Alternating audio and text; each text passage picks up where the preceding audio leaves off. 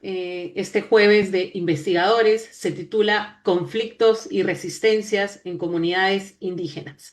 Buenas tardes con todos, mi nombre es Claudia Zarzosa, soy asesora principal del consorcio y es preciso recordarles que este espacio busca generar un espacio amplio de diálogo, de debate y de aprendizaje a partir de los resultados de nuestras diversas investigaciones promovidas no solamente en concursos de investigación, sino en investigaciones generadas en nuestros diversos proyectos dentro del CIES, que tiene como objetivo promover la creación de una masa crítica de investigadores, difundir el conocimiento, por supuesto, y además generar interés por la investigación aplicada.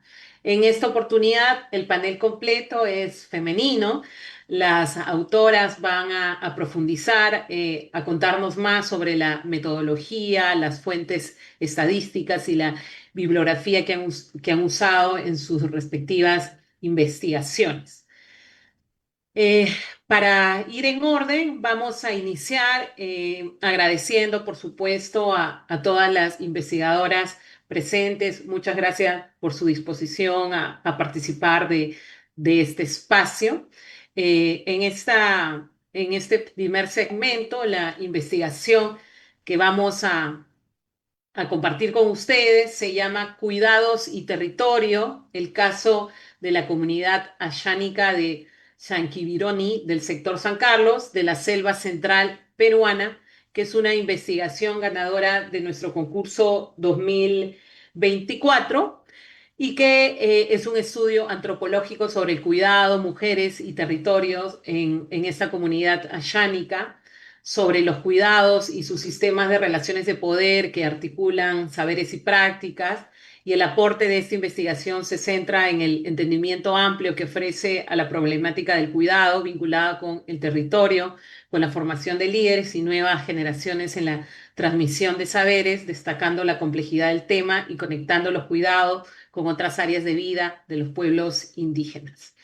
Las autoras de esta investigación, Andrea Luna, Ariana Gárate, el día de hoy nos acompañan para compartir con nosotros los resultados de la misma. Entonces, rápidamente también voy a presentar a ambas. Andrea Luna es bachiller en antropología por la Universidad Católica del Perú, es miembro del Grupo de Investigación, Creación en Estudios Visuales e Imágenes en Movimiento PUC y cuenta con experiencia en trabajo etnográfico e investigación cualitativa con énfasis en estudios sobre ruralidad desde un enfoque de género. Y por otro lado, Ariana Gárate es bachiller en antropología por la Pontificia Universidad Católica del Perú. Ella ha investigado temas relacionados con maternidad, juventud, cuidados y violencias en comunidades del país y cuenta también con experiencia en investigaciones sobre estudios de género.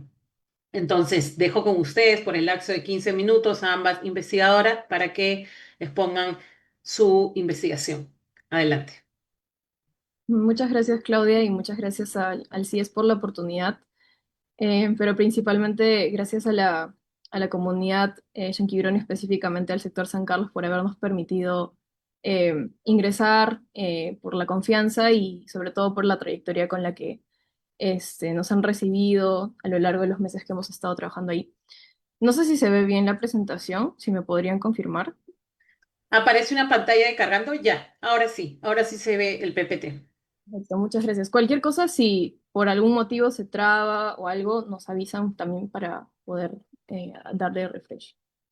Bueno, en este caso estamos ahora Ariana y yo presentando este trabajo, pero ha sido en realidad también escrito y ha sido trabajado junto con la profesora María Eugenia Ulfe, así que es un trabajo de tres en el cual nosotras ahorita estamos representando, se podría decir, ¿no?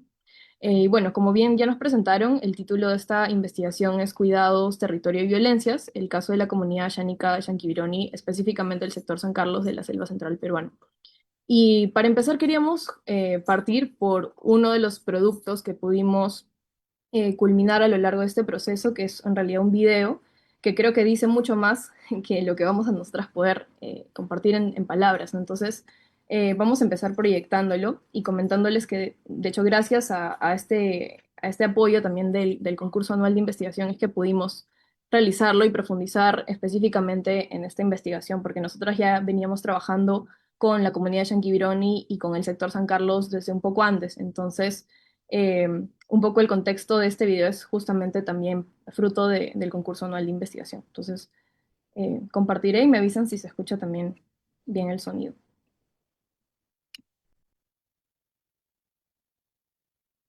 Un ratito.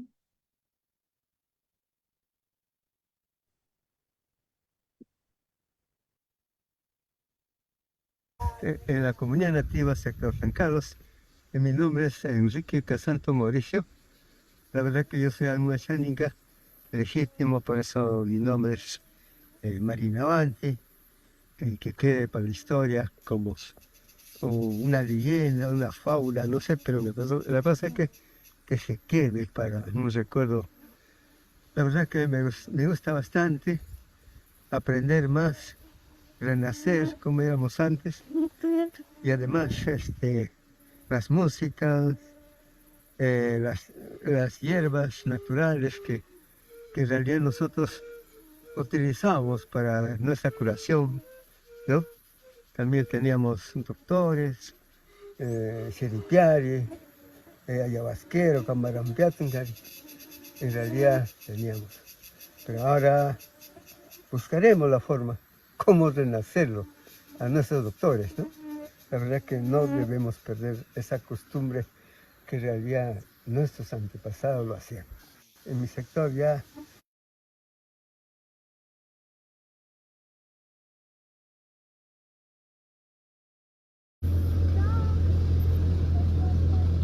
antes mi abuelita me criaba, así de niñita, me hacía poner pushma, así como ahora, natural nuestro pushma.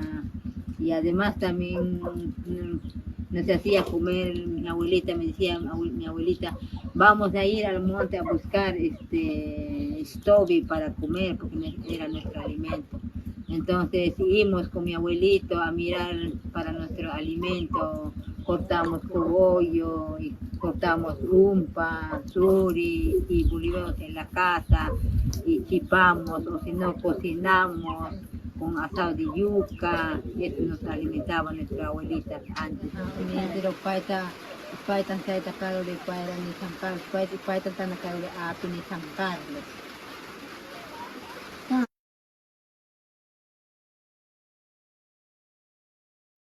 Bueno, en realidad el video es un poco más largo, pero por cuestiones de tiempo claramente no lo vamos a poder pasar, pero está de hecho abierto en Vimeo por si lo quieren buscar, les podemos dejar el enlace después.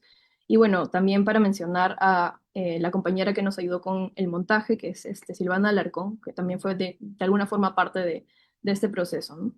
Y habiendo compartido un poquito sobre el video, creo que sí así podemos empezar la presentación comentándoles que uno de nuestros intereses para empezar a investigar el tema era justamente pensar en cómo intergeneracionalmente se iban transmitiendo ciertos saberes respecto a los cuidados del territorio, dentro de contextos, sobre todo donde por distintos motivos, como el contexto de violencia política en los años 80 y 90, o también incluso procesos más recientes de despojo territorial, igual se seguían plasmando determinadas estrategias, sobre todo sostenidas por mujeres en la comunidad, para justamente contrarrestar con la pérdida de esta transmisión intergeneracional, o las rupturas, mejor dicho.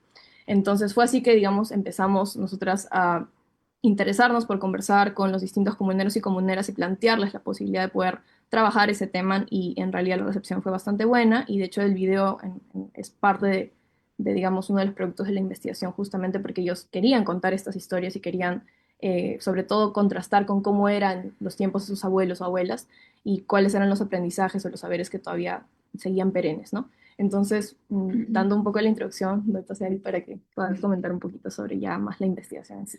Bueno, buenas tardes a todos. Como mencionaba Andrea, este trabajo se enmarca en un trabajo más amplio que se llama Voces en Recuperación, que venimos trabajando en la Selva Central ya desde hace 2 años aproximadamente, financiado por el IDRC. Y en esta ocasión, el proyecto breve, financiado por el CIES, está relacionado más con la relación entre los cuidados y el territorio, principalmente tomando el concepto de cuidados, que Durante los últimos años ha habido un gran boom de estas investigaciones sobre cuidado, economía de cuidado, pero situándolo en un contexto distinto en relación a los pueblos indígenas, donde también el cuidado incluye lo colectivo, lo territorio, los humanos y los no humanos. Entonces, los objetivos del estudio fueron principalmente comprender quiénes cuidan a quién, a quiénes, cuáles son las formas de cuidar, cuáles son las prácticas y los mecanismos de cuidado, así como los contextos y estructuras donde se insertan, y también describir cuáles son las tensiones que surgen, cuáles son las dificultades, los obstáculos, en relación tanto desde lo local, pero también desde lo regional y nacional, y sobre todo también teniendo en cuenta las dinámicas familiares, comunales, entre varones y mujeres y entre generaciones.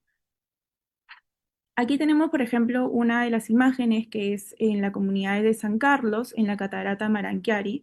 Aquí fue uno de los espacios donde se realizaron también entrevistas y parte del video que les mostramos, que fue también una experiencia muy bonita compartir con los comuneros, ya que se realizó visitas en los distintos entornos del territorio, tanto como bosques y lugares más sagrados de la comunidad. Entonces, el marco teórico, como mencionaba, principalmente se relaciona con el enfoque de cuidados. Principalmente, por ejemplo, desde la teorización de Battiani y de su organización en Claxo, a partir de lo que es la sociedad del cuidado, el diamante de cuidado, para comprender cómo el cuidado en general está relacionado con desigualdades de género y que también esto es necesario de tener en cuenta para futuras políticas públicas. Entonces, este concepto de cuidado nace de contextos urbanos, desde investigaciones latinoamericanas a nivel regional, pero también comienzan a desarrollarse en mayor medida luego de la pandemia, ya que hubo esta concentración de trabajo y cuidado de las mujeres en estos contextos de emergencia y de crisis sanitaria. Entonces, el enfoque de cuidado comienza a ser también destacado en estos contextos en los últimos años por su rol social y político también. Esta conceptualización viene también desde la economía feminista y decolonial, donde los cuidados se entienden como prácticas que sostienen la vida y resisten a las lógicas neoliberales. Tomando este concepto de cuidados, nosotras lo problematizamos en cómo se cuida y quiénes cuidan en pueblos indígenas. Entonces, aquí es importante señalar que los cuidados son colectivos y también se reactivan en momentos de crisis durante toda la historia de estas comunidades. También en la pandemia se reactivaron, por ejemplo, para hacer frente al virus a partir con plantas tradicionales y saberes, eh, pero también es importante señalar que este cuidado colectivo es intrínseco en toda la historia, incluso en épocas de violencia. Entonces, el cuidado también lo problematizamos en relación al concepto ayánica de Kametzasaiki, que significa el buen vivir, que articula la vida cotidiana, el territorio, a partir de la práctica integral de la existencia de estas comunidades.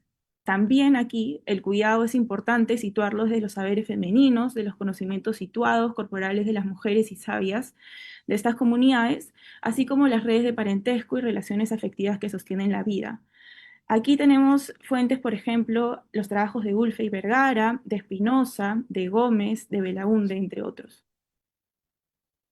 Entonces, aquí es importante tener que las dinámicas de cuidado y las cadenas de cuidado también están relacionadas en un contexto de despojo territorial en que se encuentra lamentablemente eh, intrínseca a la selva central, ¿no? También la selva en general y la sierra del Perú. Vemos que cuando se vulnera la naturaleza, también se vulneran los derechos de las comunidades y especialmente también de las mujeres como aquellas encargadas de la reproducción social y la reproducción de los hogares. Entonces el cuidado revela una dimensión histórica y colonial de despojo, de contextos hostiles, pero también de estrategias de protección comunitaria. Entonces, integrar el género y la interseccionalidad en el cuidado y cómo se están defendiendo los territorios es fundamental para nuestro trabajo, así como tener en cuenta que el territorio amazónico se concibe como un espacio físico, social y espiritual que sostiene la vida de la comunidad. Rápidamente lo que mencionaba es que la importancia del tema de estudio también se relaciona completamente con la necesidad de políticas públicas de cuidado en el país, pero en general teniendo en cuenta la diversidad de lo que es nuestro país.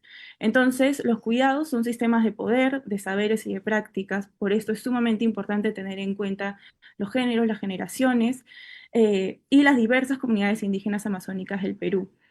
Por esto mismo es fundamental también garantizar el derecho de las personas que cuidan, cómo están cuidando y en qué contextos, promover el bienestar de los cuidadores e incorporar una perspectiva también de las mujeres indígenas y sus problemáticas específicas, también teniendo en relación lo que es el entorno y los territorios. Entonces, la metodología que realizamos en el estudio fue principalmente etnográfico, ya que al hacerse investigadoras somos antropólogas, tenemos este acercamiento más cualitativo. Hicimos observación participante a nivel comunitario y también de la organización OMEASEC, que está desarrollando tareas en la comunidad con las mujeres de la comunidad. Se observaron prácticas de cuidado, las relaciones entre personas con el entorno y la comunidad en general. Se realizaron entrevistas con mujeres y varones, también principalmente con mujeres y madres, para identificar cuáles son las tensiones y retos que enfrenta el sistema de cuidados en la comunidad, así como finalmente se realizó un registro audiovisual. Bien, habiendo comentado sobre la metodología y un poco cómo es que llegamos al campo, pasar brevemente a describir un poco de los hallazgos, que en realidad eh, también por cuestiones del informe lo que pudimos presentar para el CIES fue bastante acotado, pero nos quedamos con bastante información también sobre justamente lo que implica la relación entre cuidados y el territorio en San Carlos, ¿no? Este esquema un poco resume justamente la propuesta que después desarrollamos un poquito más, que básicamente es pensar al territorio y como un todo integral donde la comunidad y por ende los espacios como los bosques, como los ojos de agua, forman parte de una red de cuidados mutua, tanto entre personas y entes no humanos, que se retroalimentan, ¿no? Y que justamente en un entorno, en un territorio donde por distintos procesos de despojo, como también se pueden describir, por ejemplo, el auge de los monocultivos o la compra y venta de tierras en localidades aledañas al sector, organizaciones como la OMIASEC, que es la Organización de Mujeres de la Selva Central, tienen un rol fundamental justamente en poder dialogar justamente con estos procesos para generar espacios donde por distintos procesos de conocimiento y también con distintos talleres se conversa con la comunidad para justamente tener una mirada crítica a justamente estos procesos que se encuentran constantemente en diálogo con el bienestar de la comunidad, ¿no?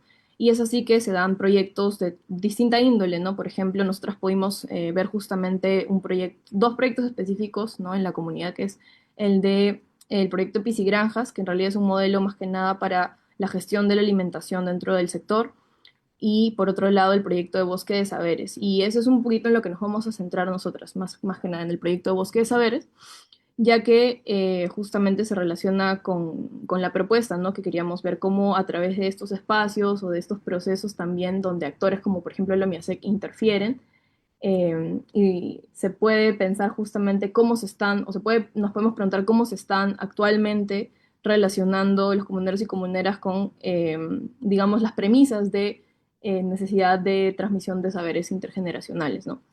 Entonces, dentro de las distintas prácticas y saberes de cuidados que se ven de forma cotidiana, como no solo en la comunidad, sino en cualquier lado, se tiene digamos, esta premisa de que no solamente sean prácticas y saberes que se transmitan, digamos, por el hecho de querer, por así decirlo, comunicar o de forma muy pragmática, como cuáles son las labores, por ejemplo, en el caso de las labores divididas por roles de género, sino que hay un énfasis específico en una transmisión intergeneracional justamente por una serie de brechas o de pérdida de, por ejemplo, los relatos orales. Entonces, las infancias y las adolescencias, a diferencia de sus padres, no conocen con tanto contenido quizás los relatos que sus abuelos y abuelas sí tenían un poco más presentes, por ejemplo, sobre la historia del territorio, ¿no? Por otro lado, esto se contrarresta justamente con el ímpetu también en la escuela, que queda en realidad en la zona que está más cerca al centro urbano, en la enseñanza del idioma yánica, no solamente en la comunidad, sino en la escuela, ¿no? Pero eso también tiene sus propios retos justamente porque muchos de los comuneros y comuneras ya no están enviando a sus hijos a las escuelas de IBE, sino más bien a la ciudad, ¿no?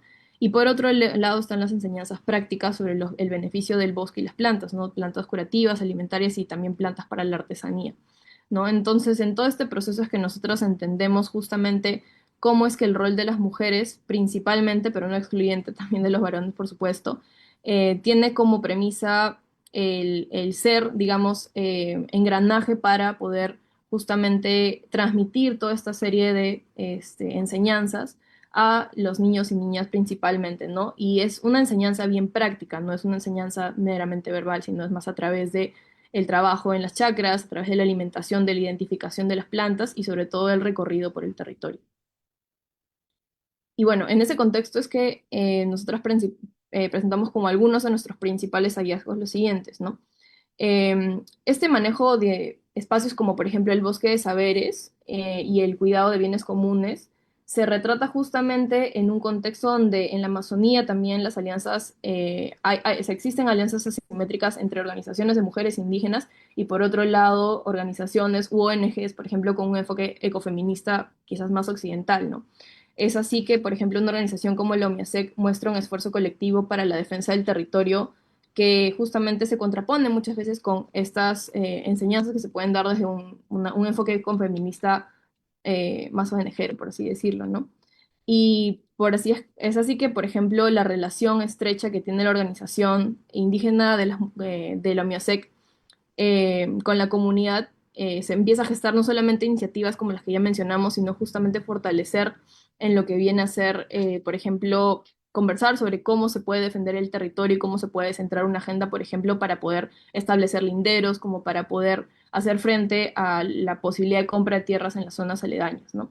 Y es así que la creación del bosque de saberes en San Carlos, creación entre comillas, porque no es que el bosque se ha creado o ha nacido a raíz de la mesa, que el bosque siempre ha existido, pero digamos, titularlo el bosque de saberes y empezar también a fortalecer aprendizajes en torno a este, se convierte justamente en un ejemplo de una conservación, pero a la vez de un espacio en el cual se pueden ver justamente otras tensiones, ya que a nivel de, por ejemplo, paisaje, el bosque es una zona delimitada, pero también a los alrededores justamente hay zonas que se están convirtiendo en monocultivos o que se están utilizando para otros fines, ¿no? Entonces, entre comillas, rescate de esta zona justamente permite que se articulen las narrativas también que la organización está, digamos, teniendo como agenda junto con las propias iniciativas que pueden salir desde la comunidad, ¿no? Y ahí el rol de OMIASEC justamente es sumamente importante a través de estos talleres y espacios. Y otro dato importante es que conversando un poco con los comuneros, comuneras y también con algunos representantes de OMIASEC, nos comentan que esta idea del bosque de saberes también viene inspirado justamente de una experiencia del bosque de las Nubas en San Martín, ¿no? Como a nivel de inspiración, y ahí también se puede ver cómo se articulan los saberes, digamos, a nivel no solamente regional, sino nacional, ¿no? En esos espacios de talleres entre organizaciones de mujeres, por ejemplo, ¿no? Que es ahí donde se inspiran, como para ponerle el nombre también bosque de saberes. Y bueno, es así que en este espacio se puede justamente ver cómo los cuidados justamente eh, no podrían darse pensando solamente como de forma individual o solamente entre personas, sino a nivel colectivo, ¿no? Y que se relacionan justamente los comuneros y comuneras con el entorno. Y es una forma quizás un poco contrastante, ¿no? Con la manera en la que se piensan los cuidados desde el Estado, desde las políticas públicas o incluso desde las empresas, ¿no? Donde la naturaleza se ve como un bien a despojar o que en estos lugares se ven como sitios de aprovechamiento, ¿no? Por otro lado, en este contexto, como ya mencioné previamente, es fundamental, digamos, desde el rol de la escuela, pero sobre todo desde el rol de las madres y las mujeres, generar espacios de transmisión intergeneracional, ¿no? Que, como bien mencioné, no es que se den necesariamente solo a partir de talleres o de espacios, digámosle, más específicos, sino se dan de forma cotidiana a través de los recorridos en el territorio y a través de los relatos orales, sobre todo, ¿no? Como por ejemplo para mencionar que plantas tienen determinadas funciones curativas, determinadas funciones alimentarias, ¿no? Pero este panorama no es que sea, digamos, siempre lineal o que los aprendizajes siempre sean, digamos, recibidos por las siguientes generaciones con naturalidad, sino es que también se contrapone con una serie de tensiones y también con bastante desinterés de sectores más jóvenes, ¿no? Ya que también no podríamos entender este proceso sin pensar, por ejemplo, en otros fenómenos que también se intersectan, ¿no? Como fenómenos económicos, fenómenos migratorios, incluso muchos de los comuneros ya no están viviendo en la propia comunidad, sino que bajan a la zona más cercana al centro urbano, porque justamente tienen trabajo en la ciudad de Pichanaki, que es la ciudad más cercana, y es así como también los jóvenes, por ejemplo, dentro de sus aspiraciones, lo que pudimos identificar, ya no tienen necesariamente como premisa quedarse en la zona del sector, sino buscan profesionalizarse, buscan acercarse a otros espacios, eh, digamos, laborales, lo cual implica también un fenómeno migratorio que, por supuesto, se relaciona mucho con este desinterés, ¿no? Por afianzar justamente los saberes de la comunidad. Y que en ese proceso justamente pensamos también que la población que tiende a migrar, que tiende a justamente buscar trabajo y otras formas de remuneración fuera del sector, es principalmente masculino. Por ende, también la prevalencia de las labores de cuidado recae justamente en las mujeres, ¿no? Quienes no solamente se encargan justamente del cuidado de los hijos, hijas, del territorio, de las plantas, de la chacra, sino también ellas buscan otras formas de abastecerse y de encontrar remuneración en espacios quizás más cercanos a la comunidad, no tanto como un proceso migratorio como sí los varones, lo cual genera que la tarea de cuidado no solamente sea doble, sino hasta diríamos que triple, ¿no? Y además de participar en estos espacios que tienen que ver, por supuesto, también con la organización. Entonces, esas son algunas de las premisas con las que nosotros nos pudimos quedar y con algunas reflexiones que justamente nos llevan a las conclusiones que vamos a presentar. Acá pusimos un par de imágenes como para que quizás puedan tener una imagen visual de cómo más o menos es el bosque. Por ejemplo, el proyecto Bosque de Saberes lo que hizo fue identificar varias de las plantas de los árboles en el territorio, ¿no? Entonces, hace, por ejemplo, la señalización. Y bueno, para concluir, dentro de este proceso de investigación corta, ciertamente nos quedan muchas preguntas y muchos vacíos sobre los cuales se puede seguir investigando, pero es un buen punto de partida para poder justamente pensar en una idea de supervivencia colaborativa, ¿no? Y de una ética relacional en la que el territorio no se entiende de forma desintegrada, sino más bien de forma conjunta, en la cual mujeres, mujeres, varones, niños, niñas, justamente se integran a nivel de esta relación con justamente los entes o los seres no humanos, como se le designa también en muchos estudios, este, para poder, digamos, cohabitar, ¿no? Y que esa forma de cohabitar no necesariamente siempre es armoniosa o está libre de justamente otros procesos que interfieren, ¿no? Un proceso en el cual nos hubiera gustado profundizar, pero por cuestiones de tiempo y de profundidad en la investigación no se pudo dar, es por ejemplo en qué sucede con las compras de terrenos que se están dando en zonas aledañas, porque San Carlos es un sector de una comunidad más grande, que es la comunidad de Yanquibironi, y hay otros sectores donde sí se están dando mayores compra y venta de tierras, por ejemplo, ¿no? O fenómenos como, digamos, la intromisión de otros agentes, como por ejemplo en el sector San Carlos hay una antena de una antena de una empresa telefónica, ¿no? Que genera igual ciertas disputas y tensiones a nivel de la comunidad, ya que se ubica en el sector San Carlos, entre otros agentes, ¿no? Que también están, digamos, entrando al terreno, como también colonos. Entonces, es así como justamente pensar en el cuidado del territorio tampoco se podría ver solamente de forma, digámosle, positiva o pensar en estos proyectos, ¿no? Como por ejemplo el Bosque Saberes para la preservación de espacios no comunales, sino también se tiene que problematizar justamente en torno a estos otros procesos de despojo paulatino, despojo cotidiano que se van viviendo, ¿no? Y en ese contexto es que el trabajo comunitario y colaborativo emerge como un pilar fundamental dentro de la gobernanza indígena, ¿no? Porque se fortalecen las estrategias de defensa del territorio frente a estas formas de extractivismo y a distintas economías ilícitas que también están permeando cada vez más en el territorio y amenazando la sostenibilidad. Pero tampoco es una cuestión de, digámosle, blancos y negros o no matizada, ya que justamente los intereses también de los comuneros están versando por ese lado en muchos casos y es ahí donde justamente se encuentra esta riqueza en narrativas que se dan dentro del mismo territorio, ¿no?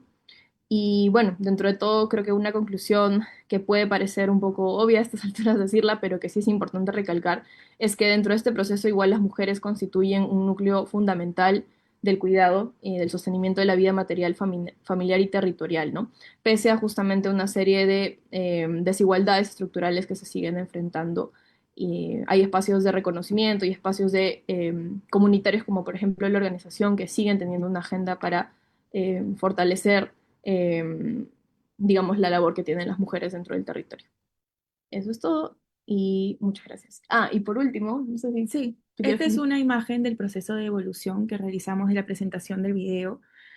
Esta se realizó en marzo del 2025, donde fuimos nuevamente después de unos meses, ya con el producto final, y se presentó a los comuneros que participaron de la investigación, también para que vean de alguna forma tangible y puedan compartir, e incluso permanecer a través de las generaciones este video para que puedan ver lo que compartían, ¿no? Las narrativas, los discursos, incluso las memorias de los miembros de la comunidad, también para los próximos miembros. Entonces fue una experiencia sumamente bonita y bueno, pueden verlo también, está en YouTube creo o en Vimeo cuando puedan. Y nada, muchas gracias por la oportunidad. Gracias.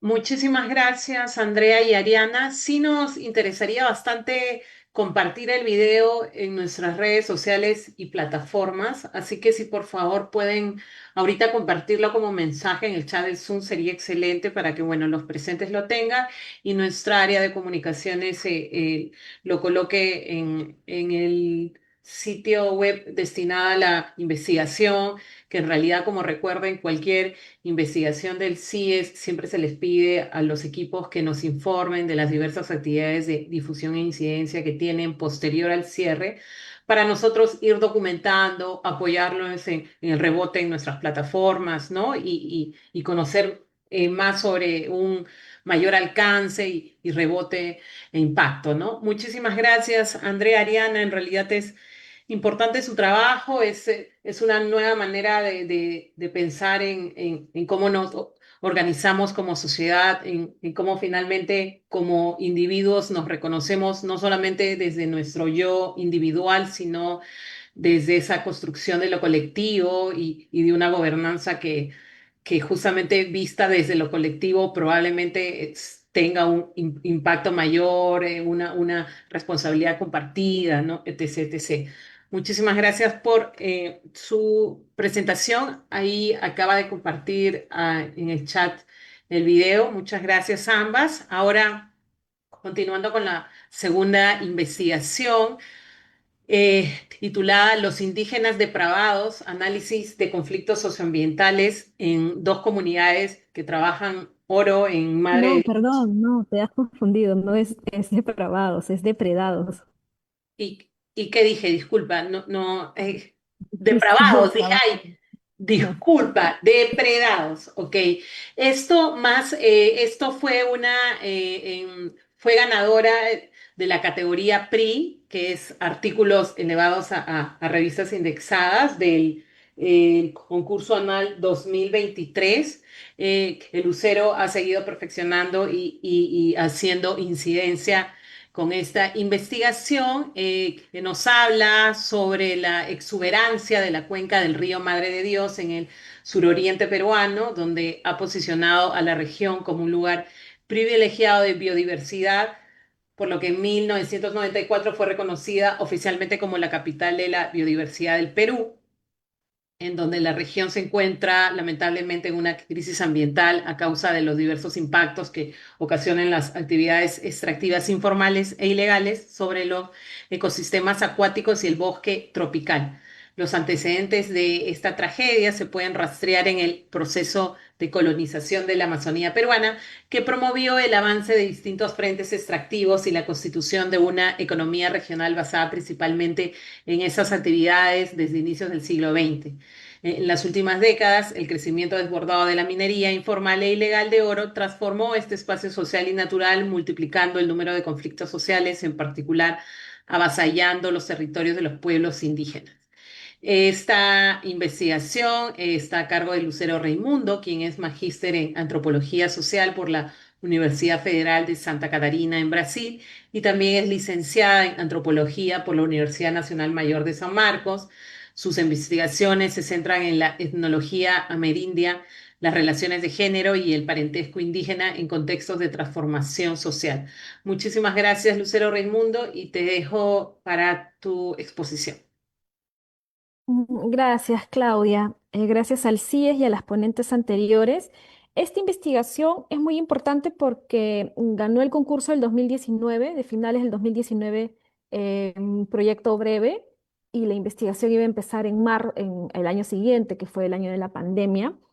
Y además luego de esta investigación sale para para el concurso del 2023, sale para poder ser publicada por una revista indexada también con financiamiento del CIES, ¿no? Entonces ha sido muy importante el CIES en el desarrollo de esta investigación, que además esta investigación, digamos, es importante también porque se encuentra como la base de mis intereses que he ido desarrollando antes de esta investigación, después de esta investigación, que ha sido muy importante para mí poder desarrollarla con el CIES porque me permitía explorar un contexto de despojo territorial, por eso es que el título es Indígenas depredados, porque lo que están viviendo el pueblo Arácbut en el sur del Perú es una situación de despojo generado por políticas peruanas, políticas del Estado peruano de promoción de la minería aurífera, ¿no? Que han llegado desde muy temprano a su cuenca. Entonces, este estudio, que es un estudio de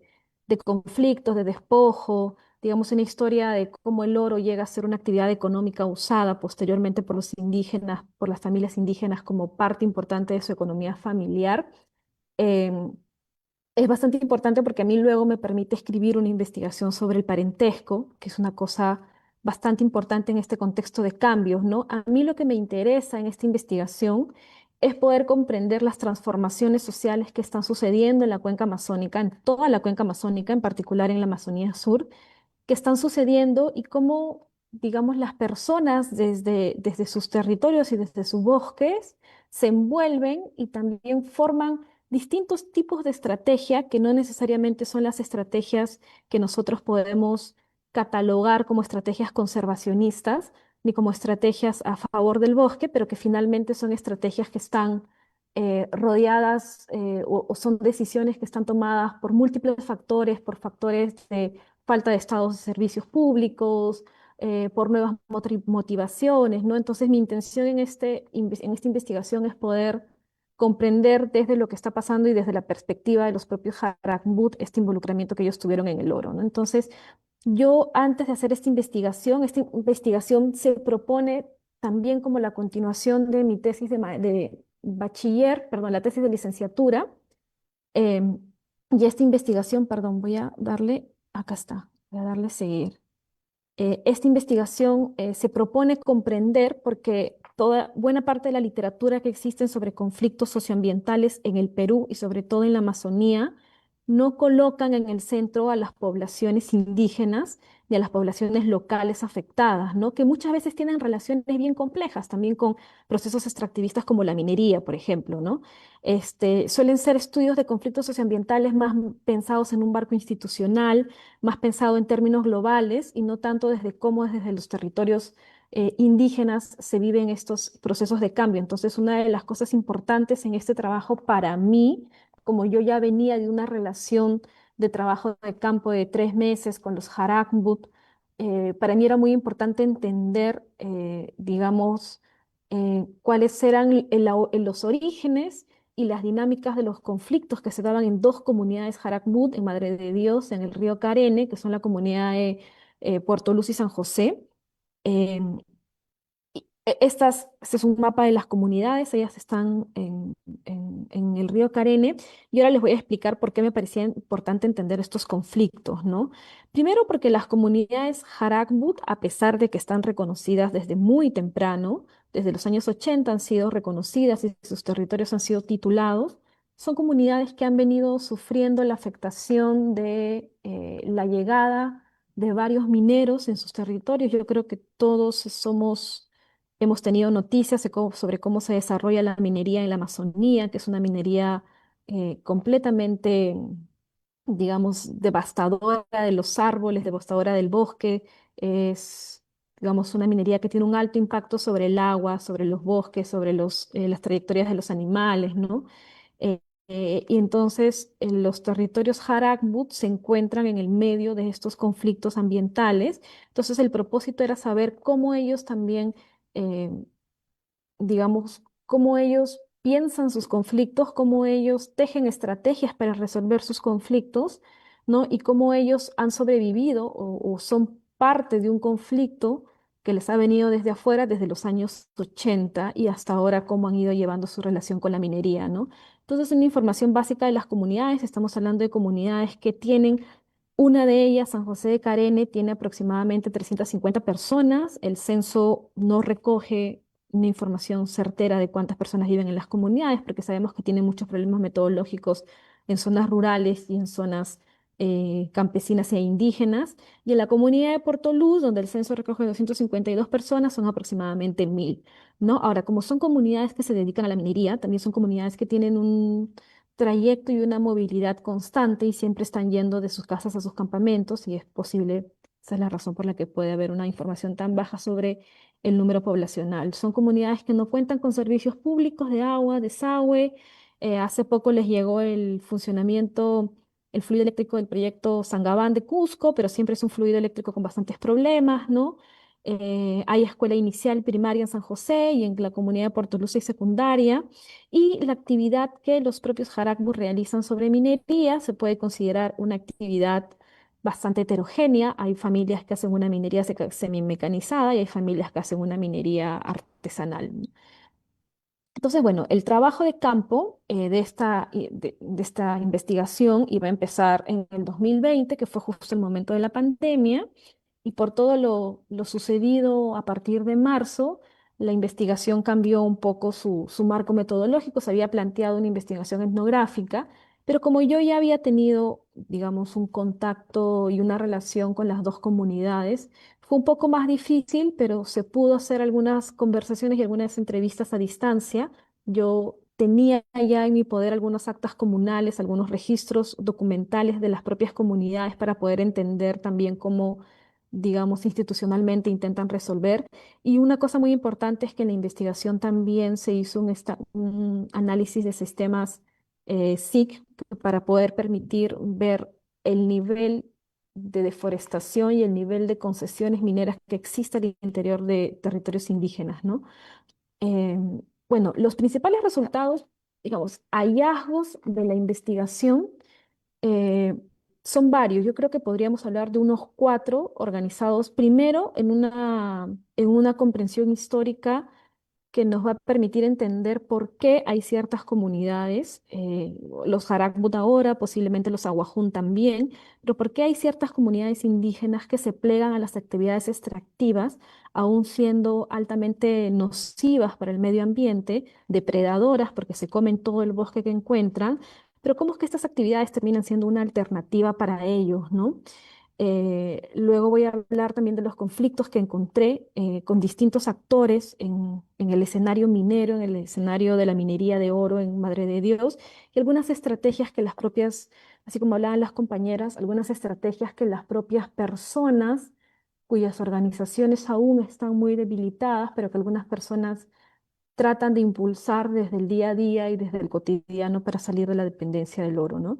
Entonces, digamos, para entender este contexto de conflictos socioambientales traídos por la minería, es muy importante entender que, digamos, que la región en general, que la región de Madre de Dios es una región que se funda a inicios del siglo XX, em, que se funda con un interés muy claro sobre los recursos naturales que existían ahí, ¿no? Madre de Dios es una cuenca que se conoce por el famoso cauchero Fiscarral, quien luego entabla una, digamos, un pequeño mercado de el caucho en esta zona de Madre de Dios y que disloca varios pueblos de la cuenca de Lucayali, como los Yine, los Shipibos, ¿no? Incluso Amahuacas, que pasan a vivir como mano de fuerza esclava. Entonces, la región de Madre de Dios no solo tiene en su origen, digamos, esta historia del caucho y de la esclavitud indígena, sino también tiene en su origen la desaparición y el aniquilamiento de muchos pueblos indígenas, entre ellos algunas parcialidades Harakbut, ¿no? Entonces, luego del ciclo del caucho, en la región de Madre de Dios empiezan a formar otros ciclos extractivos también, la madera, la castaña y posteriormente la minería, ¿no? Entonces, el proceso del contacto de los Harakut son un pueblo que, digamos, inician sus relaciones de contacto con la sociedad nacional a partir de la década del 50, pero fue un proceso de contacto propiciado por propios intereses, los propios intereses mineros que ya se estaban posicionando sobre los territorios que ellos ancestralmente ocupaban, ¿no? Muy temprano en la década del 30 hay varias expediciones hacia las Malocas Harakmut financiadas por grandes empresas mineras y también por una famosa expedición científica, la expedición Wenner-Gren Foundation, que tiene el apoyo de los misioneros dominicos, ¿no? Entonces es muy importante ver que dentro del proceso del origen, que el proceso de contacto siempre es un momento histórico, un proceso largo de contacto, dentro de este proceso de contacto, la minería y el extractivismo es la fuerza que moviliza y es la fuerza que expulsa a los indígenas de las cabeceras de los ríos en los que estaban para pasar a vivir para pasar a vivir a las misiones dominicas en el río Manu, ¿no? Entonces, por qué yo señalo que este proceso es importante? Porque mientras se dislocan los pueblos indígenas que están en las cabeceras, y estaban en las cabeceras porque huían décadas anteriores del caucho, mientras se dislocan los pueblos indígenas de sus zonas tradicionales, de sus cabeceras, en el territorio, desde los años 30 en Madre de Dios, ya se empieza a dar o empieza a tener más presencia la minería aluvial, la minería de lavadero, ¿no? Pequeños mineros que están entrando de Cusco, pero también grandes intereses que empiezan a concesionar zonas que antes pertenecían a pueblos indígenas, ¿no? Y lo que sucede con los años, después de los años 30, los años 50, digamos, con los precios intermitentes del oro que siempre suben, que siempre están hacia la alzada, hacia el pico, el precio internacional del oro, lo que sucede en un territorio indígena donde los Harakbut estaban conviviendo con los misioneros en el río Manu, lo que sucede es que toda la región que ellos habían habitado décadas antes empiezan a formarse pequeños centros poblacionales mestizos, ¿no? Entonces tú tienes alrededor de las comunidades Harakmut un cordón poblacional de mineros mestizos que vienen de distintas zonas del Perú y que empiezan a formar sus pequeños centros poblados, sus pequeños centros urbanos, cuya principal producción económica es la minería aluvial, ¿no? Entonces tienes muy cerca de las comunidades Harakmut centros como Boca Colorado, que es un pueblo minero, que se crea, que existe incluso desde que los Harakbut estaban en la década del 60, en la década del 70 estaban con los misioneros, se crea Boca Colorado, y se empiezan a crear en las décadas que vienen pequeños centros poblados mineros, muy parecidos a lo que es Guaypetue, Delta 1, Delta 2, eh, Guaypetue, muy parecidos a lo que es La Pampa, Guaypetue, Playa Oculta, y que, digamos, cuál es el impacto de estos cordones poblacionales que lo que finalmente hacen es reconfigurar los bosques de Madre de Dios e incluirlos al mercado global de la extracción minera. Entonces, cuando a finales de los 60 los Harakmut salen de las misiones dominicas, donde habían vivido más o menos por 10 años, cuando comenzó el proceso de contacto, cuando ellos salen a recuperar sus territorios, eran territorios que ya estaban siendo tomados por mineros, ¿no? Y de hecho, en Boca Colorado, muy cerca de la comunidad de San José, el Estado peruano, que desde la década del 70 empieza a promover muchas leyes de minería, en el año 72 eh, establece el Banco Minero, ¿no? El Banco Minero era una institución que intentaba no solo comercializar el oro, sino también ordenar el acceso a los depósitos fluviales, monopolizar el comercio, pero también monopolizar los permisos y las autorizaciones, ¿no? Entonces, lo que se tiene desde muy temprano, desde las décadas de los 70, es un territorio, un bosque que se empieza a vincular a los mercados extractivos a partir de los lavaderos de oro, ¿no? Y es este el contexto en el que los Harakbut forman sus comunidades. Primero la comunidad de San José, o la comunidad de San José y la comunidad de Puerto Luz, y después las otras 10 comunidades Harakbut que hay en la región. Entonces, en la investigación, digamos, una de las cosas que salió de manera bastante alarmante era la serie de conflictos a partir de la ocupación desordenada del territorio que tenían ellos, ¿no? Tú tienes, por ejemplo, a los Haragbut, que ellos están ocupando territorio ancestral, territorio suyo, ¿no? Y es un territorio que ellos reconocen y titulan en los años 80, y dentro de sus propias comunidades tienes, por ejemplo, personas que han hecho una ocupación ilegal del territorio, a quienes actualmente se les llama concesionarios, pero en las décadas de los 80 se les llamaban patrones, porque eran mestizos que venían con capital y se apoderaban de esas zonas porque tenían permiso del Estado peruano, permiso del Banco Minero para explotar cuadrillas ahí y se colocan, se imponen en en el territorio Jarakmut, en el río Puquiri, ¿no? Entonces tienes a los patrones mineros que desde los 80 acosaban a los Jarakmut, sobre todo en el proceso de titulación de las comunidades, los acosaban, los amedrentaban y de hecho en un momento de conflicto matan a uno de ellos, ¿no? Y lo que se tiene ahora de estos conflictos que vienen desde el posicionamiento de la minería aluvial como una actividad importante en la zona, lo que se tiene es que dentro de los territorios titulados de las comunidades hay una superposición hasta la fecha de hoy. Hay una superposición con concesiones mineras que están tituladas y todas esas concesiones mineras están tituladas a personas que no son indígenas y que muchos de ellos no son de la región. En San José de Carene, el 41% del territorio está titulado, y en Puerto Luz, que es una comunidad más grande, solamente el 2%, ¿no? Em, y digamos, estos mineros, este es el mapa de concesiones mineras. Ustedes pueden ver que las concesiones, las cuadrículas mineras que están cerca del río Puquiri, también vamos a ver más adelante que son las partes más deforestadas, ¿no? Y este es un territorio sobre el que la comunidad de San José ha perdido un control efectivo. Las comunidades de San José, las personas ocupan la parte amarilla y la parte concesionada no la ocupan por temor de que nuevamente los concesionarios vuelvan a, a tratarlos de manera violenta o vuelvan a amenazar sus vidas o vuelvan a matarlos, como sucedió en los 80, ¿no?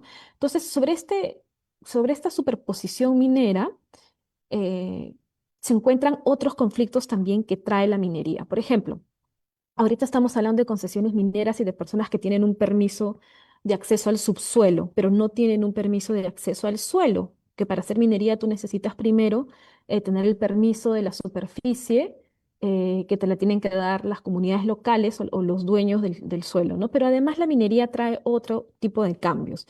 Y uno de estos cambios tiene que ver que con el boom del precio del oro cada vez más en alza, lo que se ha impulsado en esa zona de las comunidades Jarakmut y de estos centros mineros como Delta 1, como Huaypetue, es que cada vez hay un flujo migratorio de personas del sur, sobre todo de Puno y de Cusco, pero también de otras partes del Perú. Hay un flujo migratorio bastante alto de personas que van buscando algún tipo de suerte en la minería, ¿no? Y encuentran estas personas en las comunidades indígenas dos formas de poder acceder a los territorios y acceder a los depósitos aluviales que tienen ellos. El primero es a través del matrimonio. Muchos de los mestizos que vienen a la zona para poder ingresar a los depósitos aluviales se casan con las mujeres indígenas, tienen hijos y así formando parte de una red de parentesco y digamos de lo que implica para los Jarakbut la relación suegro-yerno, que siempre ha sido una relación importante. A partir de este uso de la relación suegro-yerno, ellos adquieren los derechos que tienen los indígenas en el territorio de poder explotar los yacimientos aluviales, ¿no? Entonces, si tienes a los yernos, que son personas que vienen de afuera, se casan con las mujeres, tienen hijos, y luego de un tiempo en el que generan un poco de capital, abandonan a las mujeres, abandonan a los hijos y digamos el yerno o esta figura de yerno mestizo que constantemente está ingresando al territorio, está haciendo minería, es bastante problemático, ¿no? Es tan problemático que las comunidades han intentado poner algún tipo de normas para prohibir a los yernos que tengan acceso a los depósitos aluviales, o poder darles un tiempo de prueba para poder comprobar que el matrimonio es un vínculo real y afectivo y no un vínculo por interés minero, ¿no? Y digamos, otro de los actores importantes en este escenario tan complejo de minería que se da en el territorio Arakbut son los invitados. Los invitados son una figura un poco complicada en las comunidades porque para comenzar nadie acepta tenerlos, pero todos acusan a los otros de tenerlos. Nadie acepta que tiene un invitado.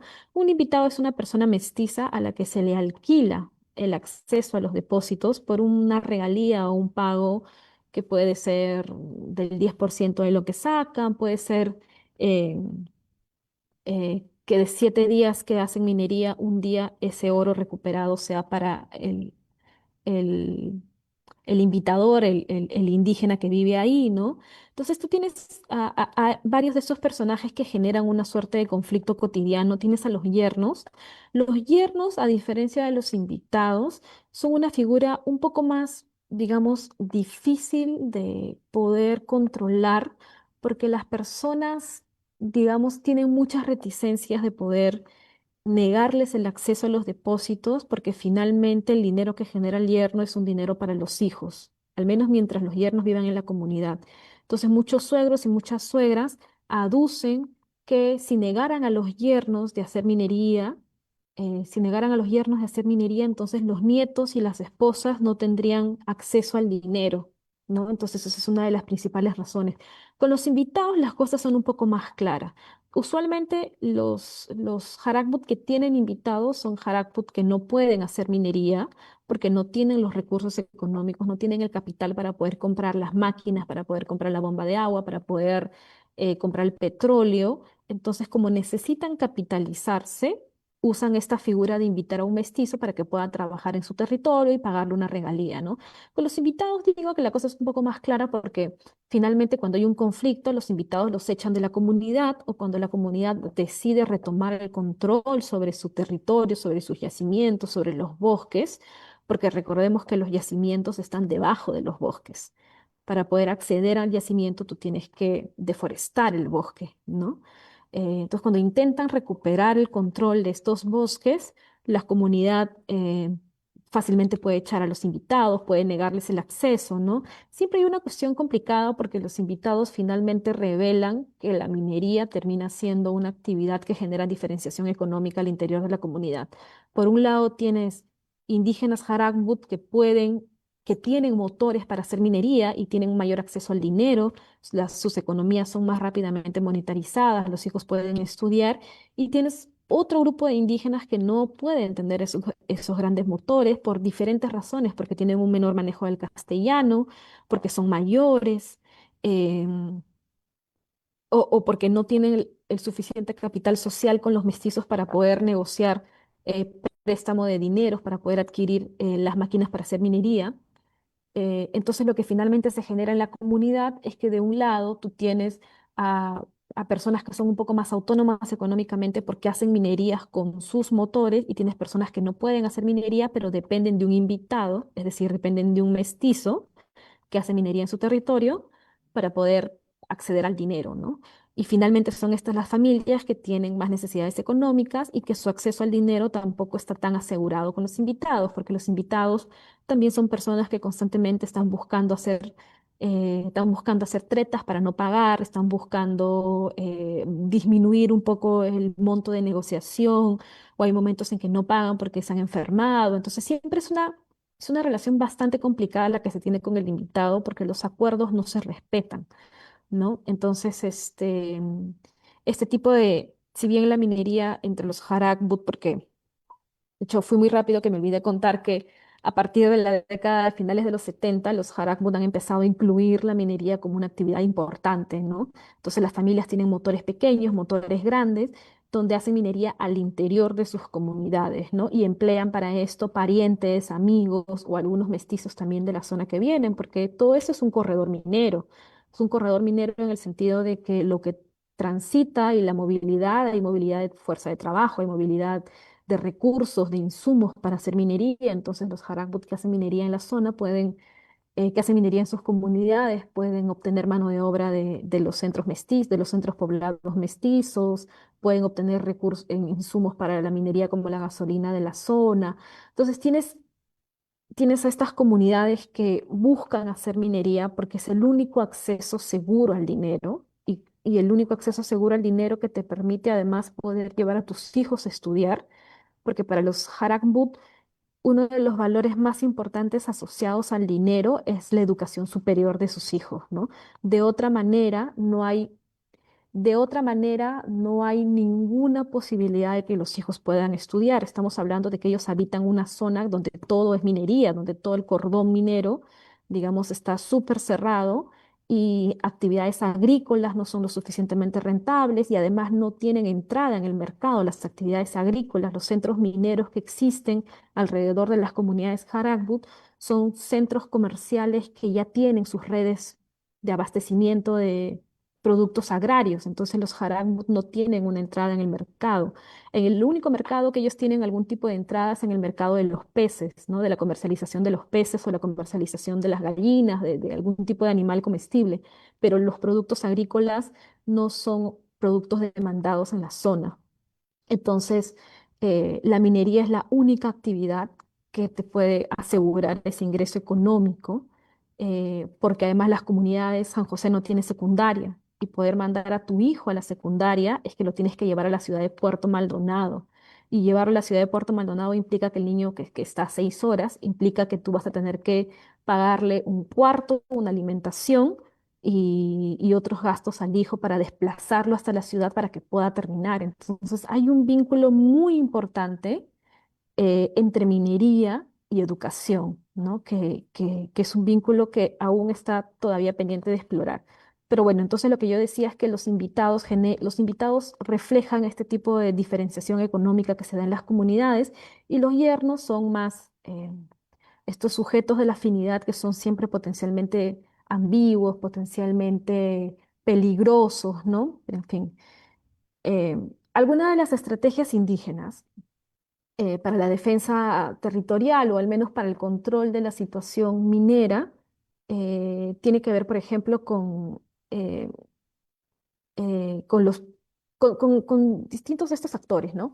Por ejemplo, con los patrones mineros, que ahora son los concesionarios, los Harakut han decidido no tener ningún enfrentamiento abierto hacia ellos porque aseguran que quien tiene que resolver la cuestión de las concesiones mineras no son ellos, es el Estado peruano. Entonces, apelan, digamos, o buscan apelar a otras formas institucionales para poder remover a los concesionarios en la zona, ¿no?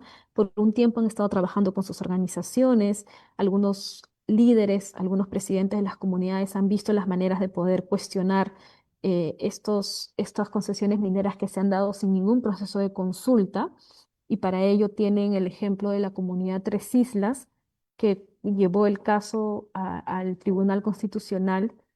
Era una comunidad que también tenía concesiones mineras, llevaron el caso al Tribunal Constitucional, el tribunal falló a favor de ellos y lo que pidió al INGEMET, al Ministerio de Energías y Minas, al INGEMET, es que se anularan todas las concesiones mineras. Entonces existen algunos antecedentes desde donde se puede tratar de luchar digamos, este contexto de un despojo histórico que viene desde los 80, ¿no? En cuanto a los invitados son siempre esta figura que está en constante negociación. Cuando la comunidad siente que ya no los necesita o que son muy problemáticos, los retiran de la comunidad, pero cuando vuelve a haber un problema grande, por ejemplo, como en la pandemia, esta investigación se hizo durante la pandemia, y durante la pandemia yo vi como muchos jóvenes indígenas que estaban en la ciudad regresaban a la comunidad, muchos de ellos profesionales incluso regresaban a la comunidad para hacer minería. Muchos de ellos se han quedado en la comunidad para hacer minería, ¿no? Porque la ciudad también se volvió pues un lugar de contagio, pero además un lugar donde ya no había acceso al trabajo, no había acceso al dinero, y la comunidad ha sido el mejor lugar desde donde poder acceder a él, ¿no?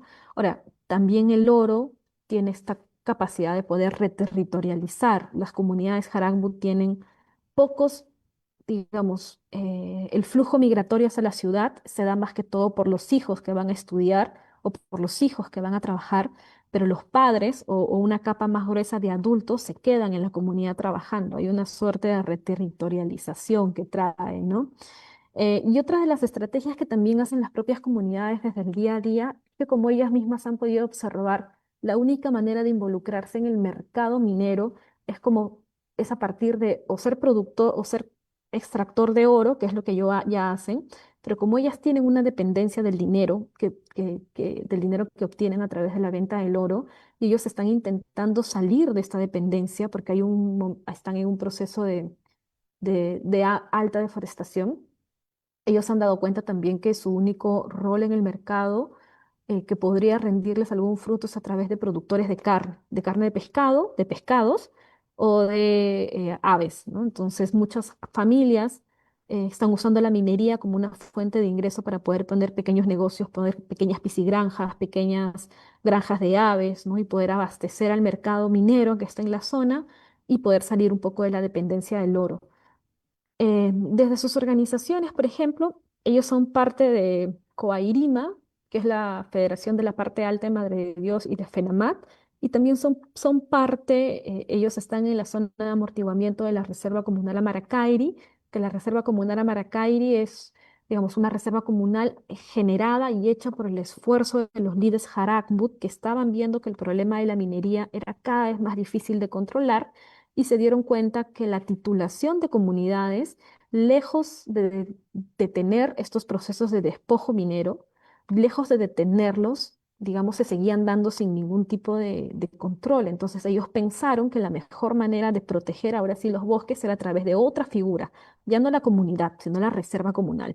Hicieron la reserva comunal Amaracairi desde el 2002, que después de muchos años lograron tenerla, y a través de esa reserva los Harakbut cogestionan un poco los bosques que tienen ahí, ¿no? Que es la única zona. Aún así, la reserva de Maracay es una zona que está siendo constantemente invadida también por mineros. Entonces, los Harakbut siempre están pensando en nuevas estrategias para poder salir un poco de este impacto, ¿no? En cuanto a la deforestación, yo tengo datos cuyo corte es 2020. Luego de la pandemia, la deforestación en estas zonas creció muchísimo más. Yo no tengo estos datos actualizados, pero quiero mostrar el corte hacia el momento prepandémico. En la comunidad de San José de Carene, el 20,7% del territorio se ha deforestado. En Puerto Luz es menor, ¿no? Todos son a causa de la minería. No hay ningún otro driver de deforestación. Es básicamente la minería hecha principalmente por los mestizos, ¿no? Y estos son algunos mapas de la deforestación. Ustedes pueden ver que el mapa de la deforestación no solamente siguen las concesiones mineras, sino también siguen la carretera que hizo la Municipalidad Distrital de Boca Colorado. Es una carretera ilegal que no tiene estudio de impacto ambiental, no tiene ningún otro tipo de estudio, que es una carretera que se hizo para llegar desde las comunidades a Delta 1, y toda esa deforestación, que es la parte roja, pasa por el río Puquiri, que es el río más afectado, ¿no? Es un río que recibe toda la carga minera, no solo de esa zona, sino también de una zona más alta, que es Guaypetue, donde hacen minería a larga escala, donde remueven grandes cantidades de tierra que es recibida por el río Puquiri, y que el río Puquiri ya no tiene peces, ya no tiene ningún tipo de vida biológica al interior, es simplemente una masa de agua, ¿no? Con barro y con tierra. Y también toda esta deforestación está ubicada en el río Puquiri y está ubicada en la carretera, en los dos lados de la carretera, que es ese puntito chiquito que se ve, que es hacia las comunidades, ¿no? Por ejemplo, acá, hablando del impacto de las carreteras, que todos lo sabemos, no es una noticia nueva, ¿no? Pero, por ejemplo, acá en este gráfico, por ejemplo, el territorio de las comunidades Harakbut están por el Manu, están cerca del Manu. No están en el Manu, propiamente dicho, pero está más o menos camino al Manu. Está pasando está pasando el río Inambari, ¿ya? Desde que el gobierno de Alan García abrió el último tramo de la carretera interoceánica en el 2007. Desde ese momento se puede ver que la deforestación crece a grandes pasos en esas comunidades, ¿no? La carretera se abre, el último tramo se abre en el 2007, y a partir del 2010 tienes grandes picos de deforestación, ¿no? 2010, 2016, 2017, y eso es porque, lejos de llevar las carreteras desarrollo o de conectar a las poblaciones indígenas con servicios del Estado, porque Madre de Dios y Puerto Maldonado es una zona que tiene pocos servicios del Estado. El hospital, por ejemplo, es un hospital de bajo nivel. Las personas son constantemente referidas a Cusco porque es un hospital con más complejidad.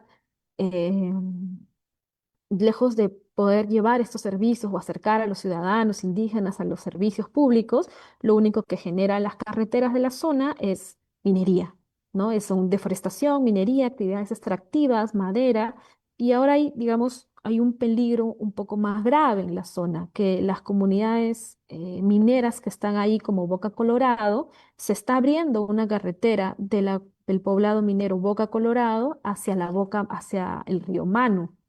Es decir, se está abriendo el canal de deforestación que hay en esta parte del río Colorado, del río Carene, hacia el Parque Nacional del Manu.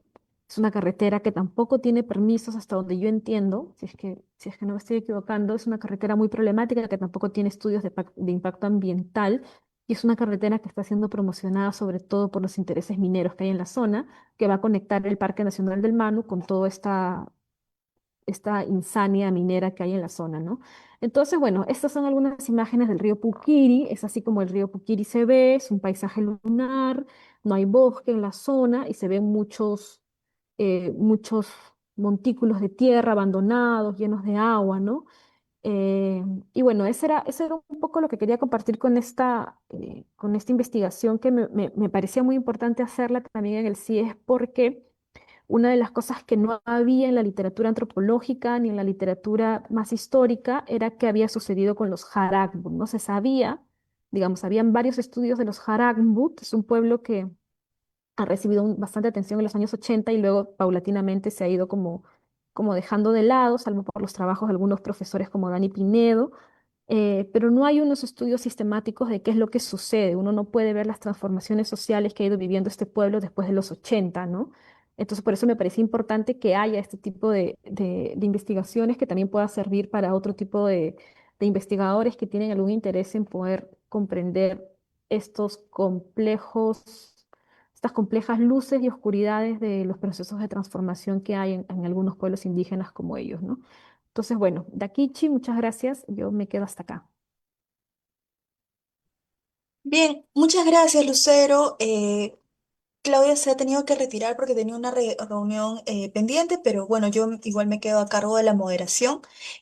Más bien invito a las y los participantes que tengan alguna pregunta, algún comentario, a levantar la mano, encender su micro o si gustan dejar el comentario en la sección de al lado del Zoom.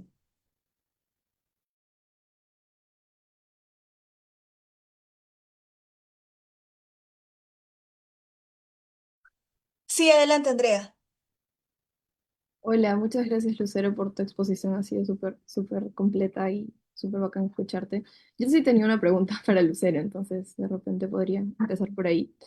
Me parece súper interesante también la propuesta de pensar estos escenarios donde hay economías extractivas, no solamente desde, por ejemplo, una literatura que podría posicionar quizás a los pueblos como desde, no sé, estrategias de resistencia, ¿no? O de confrontación, sino creo que justamente tu propuesta va también por pensarlas desde la convivencia, ¿no? Con estos escenarios extractivos, donde no necesariamente siempre vas a tener a un actor que se oponga, sino que muchas veces se integra, participa y que también en esa serie de entramados pues gestan un montón de tensiones, ¿no? Y de procesos, como tú bien mencionas y lo relacionas con todo el tema educativo que me parece bien, bien interesante la propuesta desde ese lado.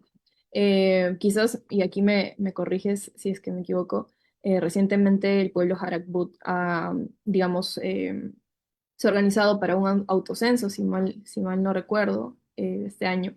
Y quería saber si quizás desde ese lado has mapeado algunas iniciativas o estrategias o formas de organización que también a nivel político posicionan al pueblo Harakbut y si encuentras como relación en esos procesos con justamente una propuesta frente a las economías extractivas, ¿no? Como en este caso la minería. Esa sería la pregunta y eso. Gracias por tu exposición. Gracias. Gracias por la pregunta. Ariana, ¿no? Andrea. Andrea. Gracias, Andrea, por la pregunta. Sí, el autocenso está siendo impulsado por la Nación Arakbut y la Nación Arakbut es una forma de organización bastante joven, ¿no? Tú tienes FENAMAT que surge en los 80 y que es una organización representativa y tienes las naciones que son, digamos, estas nuevas formas que piensan también el territorio muy parecido, digamos, muy inspiradas en lo que hizo el GTA, ¿no? Y en todos los procesos que ha ido logrando el GTA se han ido impulsando en la Amazonía estos procesos de nación.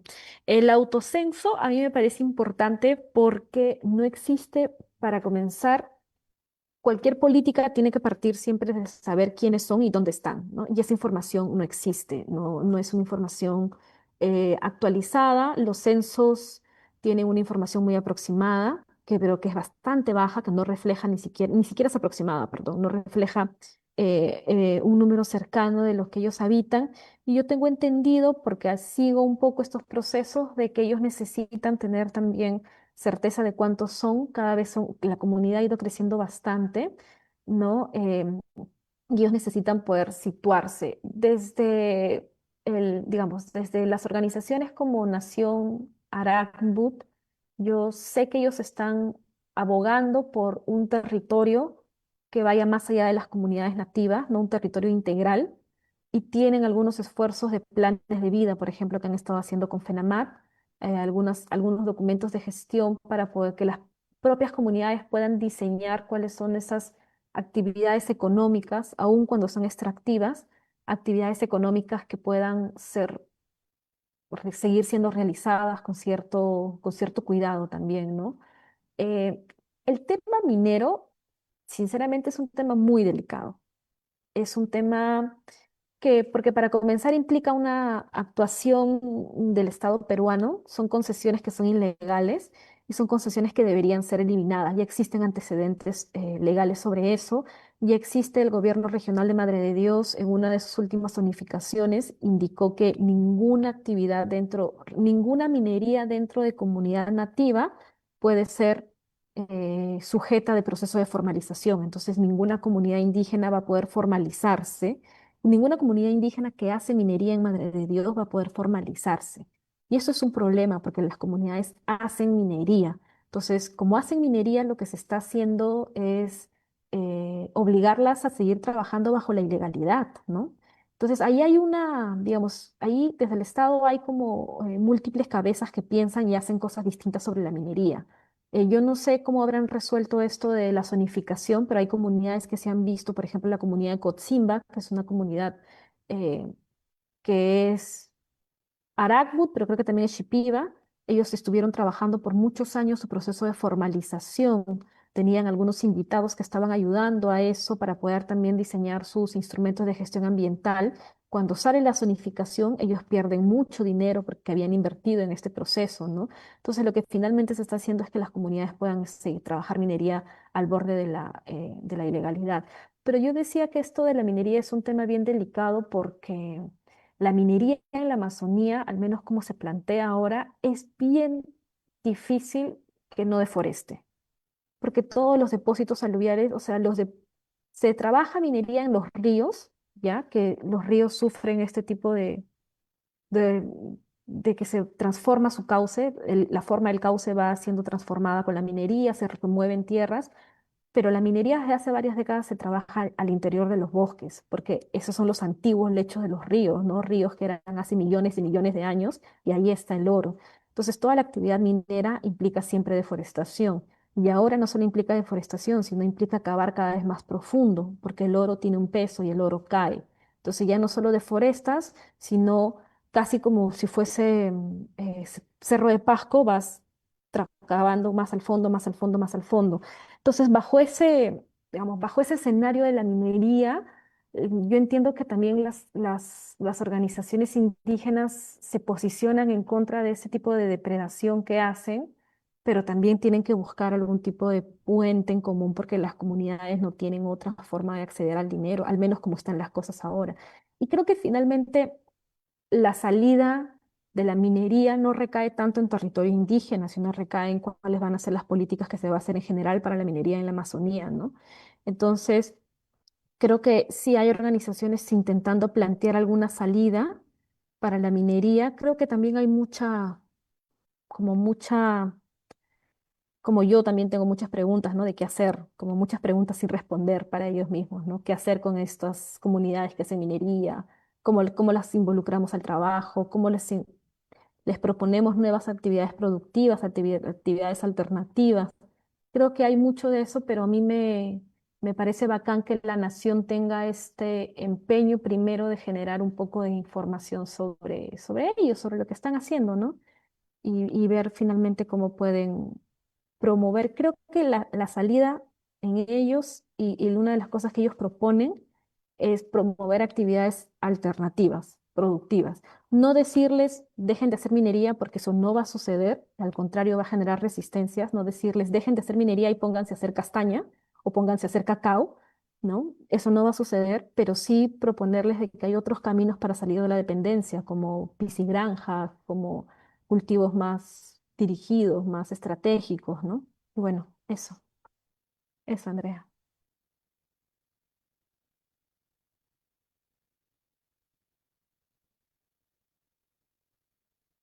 Bien, muchas gracias, Andrea, Lucero. No sé si hay alguna pregunta adicional o comentario.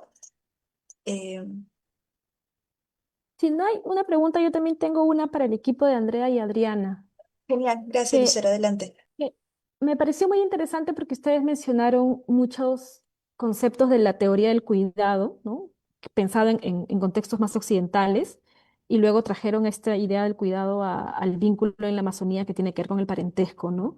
Que el cuidado no es una cosa colectiva, no es solamente hecho por las mujeres, es una cosa colectiva y es una cosa que está cambiando en estos procesos. Ustedes creo que mencionaron muy bien eso. Entonces, mi pregunta era, del trabajo de campo que ustedes han tenido. ¿Cuál es, por ejemplo, en el cuidado de los bosques, ¿no? De los saberes de los bosques, cuál es el trabajo de los distintos miembros de la familia, ¿no? Las mujeres que trabajan específicamente en este tipo de cuidado de los bosques, los hombres que trabajan. Entiendo que quizá los hombres más enfocados a actividades que generen dinero, pero los hombres, los niños. Entonces quería saber el involucramiento del parentesco en estos cuidados. Sí, creo que puedo empezar yo y cualquier cosita, Ari me complementa también.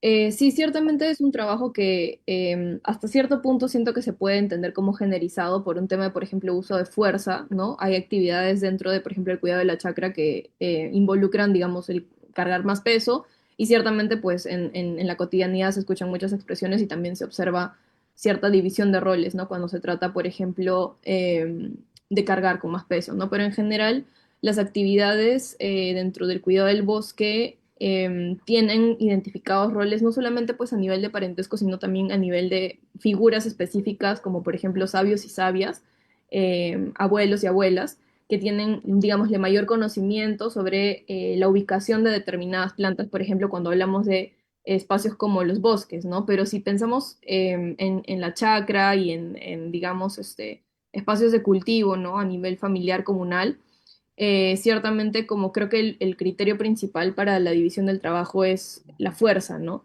Y por otro lado, hay actividades que de alguna forma están determinadas también por el uso que se le va a dar, por ejemplo, a determinados cultivos, ¿no?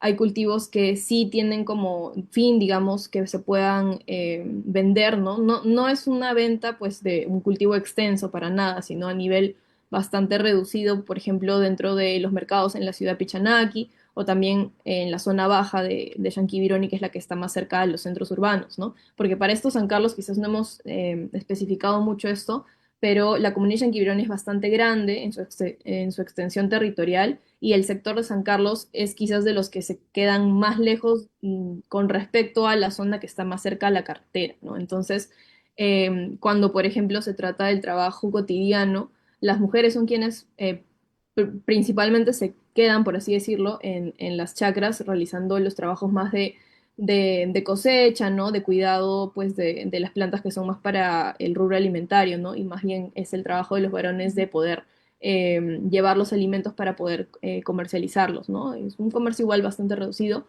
o en todo caso se encargan ya de buscar trabajo u otras formas de remuneración más en los centros urbanos, ¿no? Pero, por ejemplo, el rol con las infancias y con las adolescencias tiende a ser también de bastante transmisión de conocimientos para actividades menores, ¿no? Y sí, creería que el criterio principal es el tema de la fuerza, ¿no? Para cargar determinadas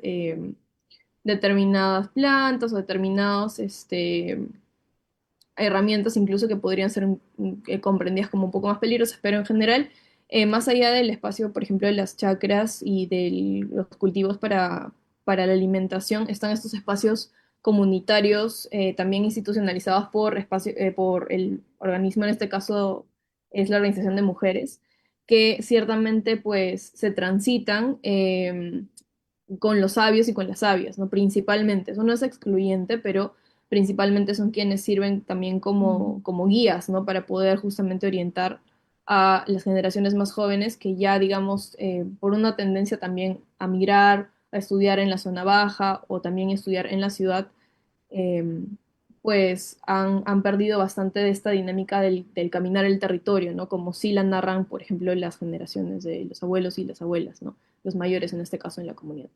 Y no sé si con eso respondo la pregunta, pero Sí, sí, perfecto, gracias. Gracias. Hay una pregunta en el chat, creo que es para Lucero, que dice, bueno, gracias por las presentaciones. Me gustaría saber si tienen una estimación del peso del ingreso de la minería en el ingreso total del hogar. Sí, la minería es básicamente todo el ingreso económico del hogar. No hay ninguna otra actividad que produzca dinero, es todo minería.